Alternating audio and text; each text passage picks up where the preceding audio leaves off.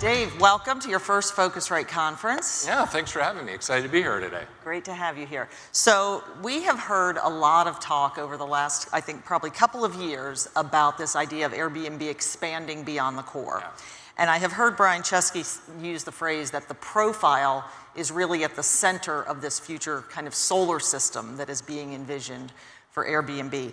I want to ask you about this piece with profiles. On the last Q3 earnings call just a week or two ago, it was announced that since May, when you launched icons and the group travel features, you've added 1.7 million new profiles.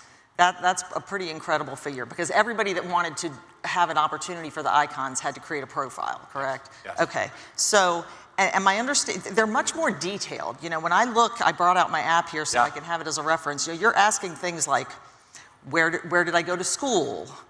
What decade was I born? What am I obsessed with? What is my most useless skill? And what would my biography title be? Yeah. I haven't filled any of those out on my profile yet, by the way. But so help me understand the thinking there. Like, what are you doing with that data? Well, you think about personalization as being so important to understanding what a person is desiring when they want to travel. And knowing more about just the place and the thing that they want to do, but if you actually know more about them, what your musical interests are, you know, maybe you can make sure you find the right neighborhood for you. You know, maybe you know that you're a foodie, so we're going to match you up with a great home that has a great kitchen. Or maybe, you know, we find out that you're kind of into art and artistry, and again, maybe we'll find you another home that is more interesting with great art on the walls or with an artist. I mean, think about what's different about Airbnb is we have 8 million homes around the world. They're really unique. They're all very different, and it's not just like a cookie-cutter hotel that you're trying to match somebody up with. We really want to make sure you find the uniqueness that's there, and so the more we understand about you, the better we can match you up with the perfect place, the better experience and stay that you can have. When you have an incredible stay, the more likely you're going to go, wow, I need to go back to Airbnb because I had this magical trip. They unlocked something special, something really unique that I would not have experienced if I hadn't gone through Airbnb. So the more we do this, I think the better we're going to be able to kind of personalize the experience for a user in the future. So you are now kind of using the machine learning and the AI and things to kind of mix some of this data that you have to create more personalized results as someone is searching then, if I'm understanding you? No, that's exactly right. And so, but there's also, you know, you've also over the years added some really interesting filters and things. I'm wondering, are you sort of tracking to see, because I'd imagine there are some people who maybe they're going to get that personalized offer and they're going to say that's exactly what I want and they're going to book it. Yeah. And there are others who really find some joy in going through the, you know, maybe not all 8 million, but going through the properties and using the filters and really looking. So are you going to be looking at the conversion there and what's working better? Yeah, absolutely. Conversion, you know, every day and the entire funnel, but we're not trying to just optimize for instant conversion at that particular moment. We're trying to optimize for the best trip experience for a guest. And one of the reasons why we might be critiqued at times for not having the highest conversion level, but that's okay because what we really want people to do is explore, understand the different opportunities, figure out what the right current match is, and then get the right perfect place for them over time. And when they do that, that's what gives them loyalty back to us. That's what makes having 90% of our traffic comes back direct or free to Airbnb because they know that they are going to get an incredible experience, the right place for them for the type of trip that they're on. You know, and so we're just trying to go beyond the standard information of, you know, place, time, you know, dates, and, you know, and get much more deeper into what somebody really desires and wants. So I know, I think it was about a year ago that you acquired Game Planner AI, you know, certainly as we have this theme of the new agents and we're talking quite a bit about AI here at the conference. Help us understand the capabilities that you are seeing through that acquisition. Sure.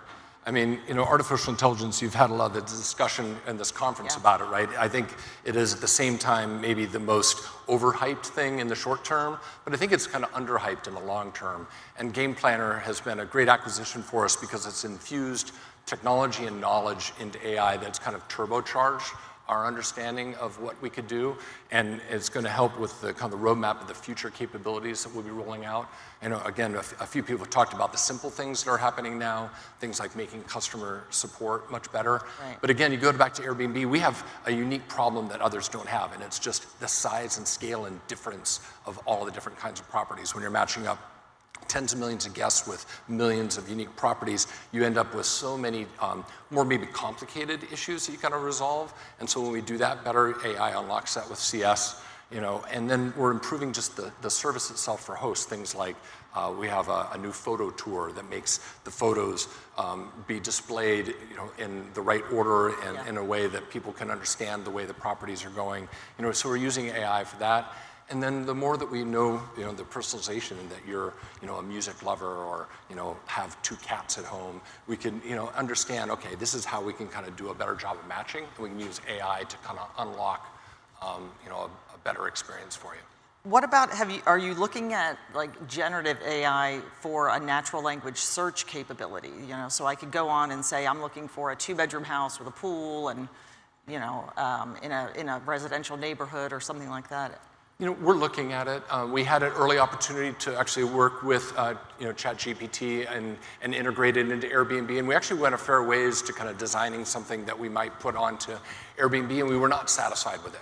It really, I think the tools and interface right now, using chat as a method to kind of plan a trip, we just don't think is actually sufficient, and it didn't actually meet our kind of design criteria. It didn't meet the usefulness of what we think it should in the future. So I think it goes back to this. I think it's a journey. We're going to need to find the right way to actually do the interface. I don't think a chat box of a chat bot is going to be the way it's going to work, but I don't know how it is yet.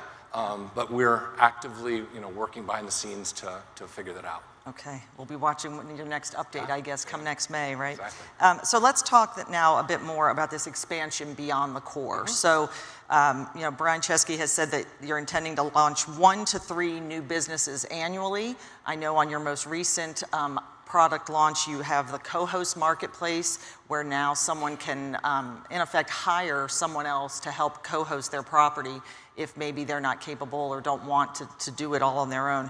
Would you consider like a guest marketplace? Is that possibly something next where, guests could line up services or products, food, spa treatments? Yeah, before we get to the guest marketplace, I did want to highlight the co-host marketplace has been huge for us. We're super excited because you have millions of people around the world that could share their homes and yet don't either have the skill or time to do it. In fact, we find that hosts have said, 40% of hosts have said they'll host more if they actually had a co-host to help them. And so we have 10,000 co-hosts that we're matching people up around the world in 10 countries. I think this is going to unlock a lot more supply for us, and it's some of our best quality supply because these are best co-hosts. They're the highest quality hosts. They know what they're doing. And I think as you get into then guests, I think the guest marketplace, things like the things we've talked about have been things like experiences, services. We can do those for both guests and for hosts. And so you'll be seeing us rolling out more of these features and capabilities over time. Really excited about them. I can't share a lot about them today because I don't want to take the energy away from our launches next spring, but I'm really excited about where we're going. There's some interesting startups in that space too. I don't know if you probably can't tell me right now, but whether you would look at another acquisition to help accelerate some of that or whether you're building it in-house. Yeah, well, we have made a number of acquisitions over time. When we do it, it tends to bring in unique skills, capabilities that we don't have to kind of accelerate our work. We tend to, because we have Airbnb as the one brand, we kind of lead that brand on a global basis. Yeah. Bringing on other brands is difficult to do and doesn't always work, but actually bringing on capability that we can infuse into Airbnb, is actually an opportunity for us. And I also just want to clarify on that co-host marketplace. Yeah. It's my understanding, so Airbnb is not taking any commission or payment off of that arrangement between the host and the co-host that they kind of hire. Is that right? That's correct. Any of the agreement is between the host and the co-host to agree on what kind of take rate they might want to take between themselves, but we don't. We do is benefit from having great quality co-hosts bring on more high quality hosting supply onto Airbnb. So it ends up being a win-win for everybody. Yeah, and helping you grow that inventory, exactly. Which I know has been a big thing. So let's continue to talk about this expansion beyond the core. So what about a loyalty program? Yeah. Well, we think that the best loyalty program is to have the incredible product that people that love it so much that they want to come back. Yeah. And I think that is probably the ultimate loyalty program. We've considered, maybe a more formal loyalty program in the past, but have really been underwhelmed by a traditional kind of points program. So what we want to do is just continue to focus on making a great product that people come back for. I think we're successful at doing that. If there's any area that we do have a loyalty program more formally, it's in our super host program. Yeah. These are some of our best quality hosts, and we promote them, we highlight them as being the best people to have an experience and right. share a home with. So that's probably our best loyalty program we have right now. You came from Amazon. We Yeah. may touch on that toward the end more, but I mean, could there be kind of an Amazon Prime-like membership instead of a traditional points loyalty program? Yeah, it certainly could. I mean, we're definitely thinking about what are the opportunities, but at the moment what we're doing is focused on making sure we have an incredibly high quality product that people love, and they love it so much that they keep coming back. Okay. So we need to talk about experiences, of Yeah. course. It's something we've covered quite a bit at PhocusWire on the various updates and things as they've been happening. So you've just reopened to accepting new experiences, I believe, in September. Yes.